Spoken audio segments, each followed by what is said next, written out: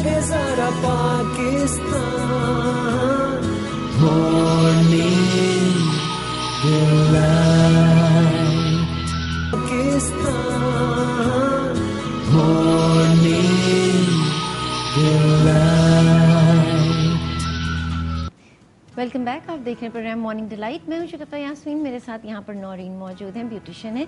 और आज हम जो हैं बात कर रहे हैं कुछ बालों के हवाले से, और आपकी मुख्तलिफ प्रॉब्लम्स जो हैं उनको भी सुन रहे हैं और कोशिश कर रहे हैं कि आपको उसका वे आउट बताएं कि आप किस तरीके से इस प्रॉब्लम से जो है वो बाहर आ सकते हैं। और एक बहुत अच्छा सा ट्रीटमेंट करके जो है ये दिखाया गया है, जिसमें आपको अंदाज़ा होगा हम वक्तन फ़वक्तन मॉडल के बालों का क्लोज करके भी आपको दिखा रहे हैं, बिकॉज ना इस पर ब्लो ड्रायर किया है ना इस पर आयरन किया, सिर्फ वॉश किया है और उसके बाद ये नेचुरली जो है वो ड्राई होते चले जा रहे हैं। और जितना ज़्यादा ये ड्राई होते चले जा रहे हैं, शाइनिंग जो है वो बढ़ती चली जा रही है। अच्छा, आज हमने आपको मुहावरा दिया है और उसमें से कोई भी 2 लकी विनर होंगे जिनको free of cost hair cut जो है वो नौरीन की तरफ से दिया जाएगा। और मुहावरा बहुत आसान सा है। मुहावरा ये है कि ना काम का ना काज का, आगे जो भी समझ में आता है वो मुझे बता दीजिए आप। अच्छा, ब्रेक पे जाने से पहले कॉलर थी जी, मिसेस तारिक थी, क्या उनको बताएंगे? अपनी बच्चियों के हेयर कट के बारे में कहेंगी। ज़ाहिर लॉन्ग हेयर है तो सिर्फ ट्रिमिंग ही करवाइए, क्योंकि अगर ज़्यादा डैमेज नहीं है तो सिर्फ ट्रिमिंग ही कराइए। फ्रंट से वो लेयर और स्टेप में अगर चाहें तो दे दीजिए, तो उनके अच्छा लुक लगेगा। अगर उनका क्या है, प्रोफेशन क्या है, कॉलेज में यूनिवर्सिटीज़ में है, क्या उनका वर्क 20 ईयर्स एज बता रही हूँ, तो मेरे ख्याल से कॉलेज या यूनिवर्सिटी में होंगी। और बेहतर यही होता है, अगर बाल आपके खूबसूरत है ना तो फिर मैं कहती हूँ उन बालों को लॉन्ग ही रखें, छोड़ दें। बिल्कुल। और उसके बाद जब आपके अगर बाल पतले हैं, खराब हैं, तो कटवा दीजिए, क्योंकि आजकल तो बालों को थिक करना पड़ता है, एक्सटेंशन लगा लेकिन अगर लॉन्ग है तो फ्रंट से जरूर कट कराएं, क्योंकि वो पीछे भागते जाते हैं, बैक पे वॉल्यूम आ जाता है ना, तो ये फॉरहेड ब्रॉड हो जाता है। आप स्टेप ले लेना जी बिल्कुल, स्टेप ले लीजिए, लेयरिंग ले लीजिए, तो वो फ्रंट से ले लेंगे ना तो वो थोड़ा बालों में वेट कम हो जाता है। और वो एक शौक भी होता है ना, जब बाल लंबे होते हैं तो हमें एक शौक होता है कि हम थोड़े छोटे करा लें, जब बाल छोटे होते हैं तो फिर हमें शौक होता है कि हम बाल लंबे करा लें। तो इंसान जो है वो किसी हाल में खुश नहीं रहता। लेकिन अच्छे जितने भी लोग जिनके बाल अल्लाह ताला ने उनको खूबसूरत दिए, वो ज़रूर ट्रिम करवाएं, फ्रंट से कट ले लें, लेकिन बैक से अगर हेल्दी हैं तो उसको जो है टच ना करें तो बेहतर है। बाकी फिर आपकी अपनी मर्जी होती है कि आप क्या करना चाहते हैं। एक और कॉलर हमारे साथ हैं। हेलो, अस्सलाम वालेकुम। वालेकुम अस्सलाम। कौन बात कर रही हैं? जी, मैं सारा अजानत बात कर रही हूँ। आपका शो बहुत अच्छा है, मैं बहुत शौक से देखती हूँ। बहुत शुक्रिया। हाँ जी, मुझे ये पूछना था नौरीन से कि जो डैंड्रफ हो जाती सर में, और क्योंकि मेरे हस्बैंड के सर में डैंड्रफ है, वो काफी नॉर्मल डैंड्रफ जैसी नहीं है, वो उन्होंने उसका इलाज भी करा लिया काफी। अच्छा, लेकिन वो सही नहीं हो रही वो डैंड्रफ फिर भी। अच्छा, ये बताइएगा कि वो जो डैंड्रफ है वो सर में चिपकी हुई है या वो ड्राई है, ऊपर ऊपर होती है? चिपकी वाली है या ड्राई? सर में खप्पड़ खप्पड़ जो हो जाते हैं सर में। चिपकी भी है, ऑयली है जी, उस तरह की है। अच्छा, अब मुझे आपके सवाल का जवाब भी देना था, और मेरे सवाल का जवाब आप प्लीज ऑन एयर दीजिएगा, क्योंकि मुझे आवाज सही समझ में नहीं आ रही आपकी। हाँ ठीक है, ठीक है, बताइए जी। आपके सवाल का जवाब है, ना काम के ना काज के, दुश्मन अनाज के। चलिए, बहुत शुक्रिया आपके कॉल करने का, थैंक यू सो मच। आपको ऑन एयर जवाब देंगे। अब वो कह रही चिपकी भी है, तो इट मीन्स कि कोई फंगस वगैरह है या ऑयल उनके ज़्यादा पेनिट्रेट होता है सर में और स्वेटिंग होती है, उस वजह से इनके डैंड्रफ हो गई है। तो इसके लिए ये है, ऑयली हेयर के, डैंड्रफ हेयर के शैम्पू आते हैं, उससे ये वॉश करेंगे तो उससे आहिस्ता आहिस्ता इनका फंगस, या मुझे कॉल कर लें, तो ऐसे मैं नाम तो नहीं ले सकती कौन सी प्रोडक्ट ये यूज़ करें, तो उससे इनका डैंड्रफ, और डैंड्रफ के ट्रीटमेंट्स भी होते हैं, तो वो जाके ये करवा लेंगे तो उससे इनको फ़र्क पड़ेगा। हाँ बिल्कुल सही बात और है। इनका टॉवल और ब्रश और सब कुछ अलग रखें ताकि फैमिली में किसी और को ना हो, क्योंकि इनके फंगस हुआ हुआ है डैंड्रफ का, जो ये कही ना चिपकी हुई है, किसी और के ना लग जाए। वो ये जितनी भी स्किन की प्रॉब्लम्स होती है ना, क्योंकि ये एरिया भी हमारी स्किन का ही है, तो जितनी भी आपको स्किन की प्रॉब्लम्स होती हैं, इसीलिए कहा जाता है कि आप अपना कोम, अपना टॉवल, हर चीज़ जो है वो सेपरेट रखें घर में।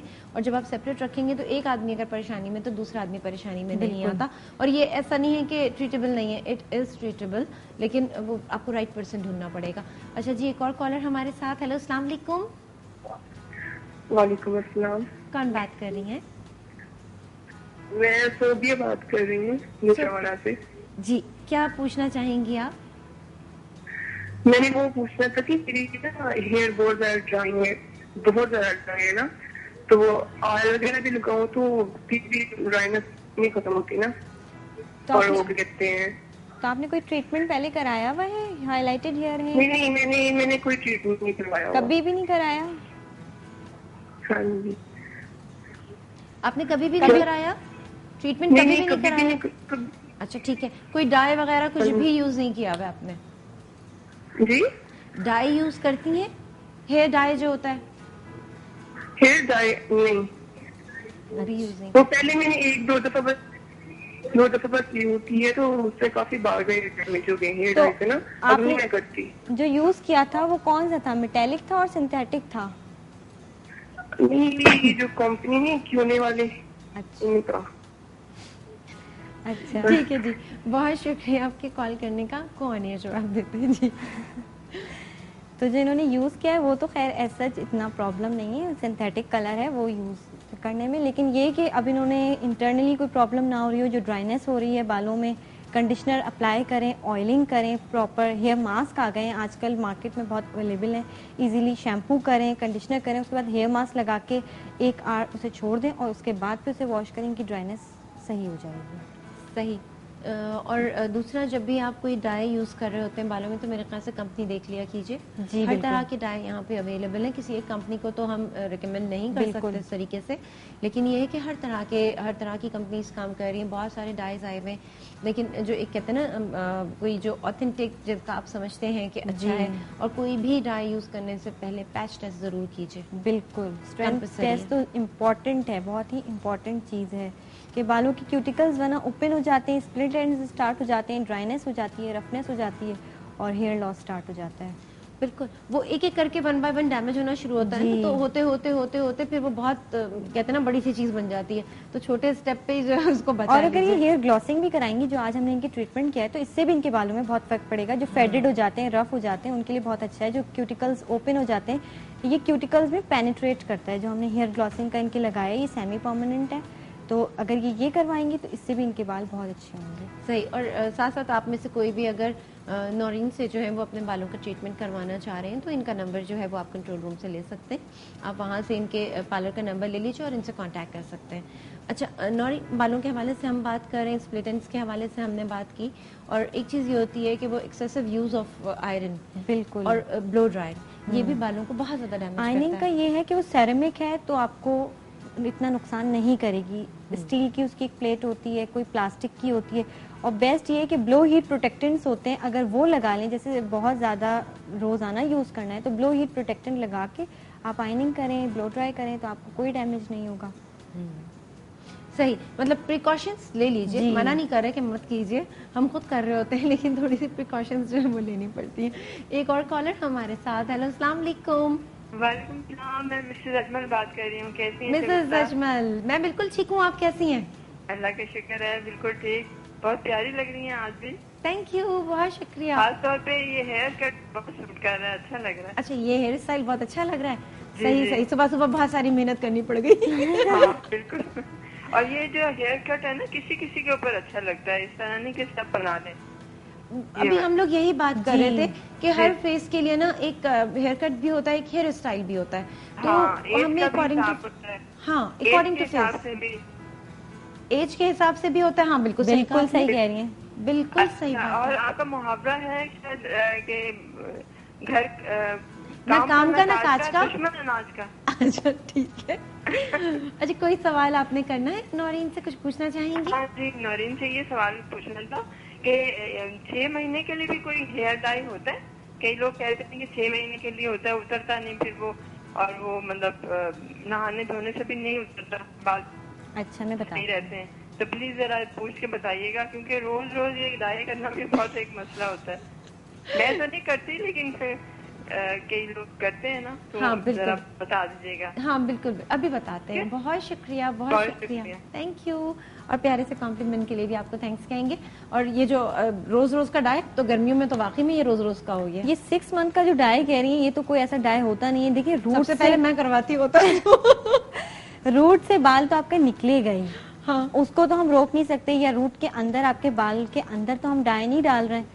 जो नीचे उतर रहे हैं वो तो 1 साल, 1.5 साल, 2 साल तक भी चलता है, 2 इयर्स तक भी आपके चल सकता है, लेकिन जो आपके रूट्स निकलेंगे उसको तो रीटच कराना ही पड़ेगा। रीग्रोथ जो होती हैं बगैर उसके ज़ाहिर हम रोक तो नहीं सकते उसे, 6 हाँ। मंथ के लिए स्टॉप कर दें। बात देखिए, लॉजिकल सी बात बता दी नौरीन ने कि बाल यहाँ से ग्रो कर रहे होते हैं। आप देखेंगे कि अगर किसी के ग्रे हेयर्स हैं तो वो यहाँ से ग्रो करके इतना पोर्शन ग्रे का आ जाता है, तभी हम रूट टचिंग के लिए जा रहे होते जी, हैं।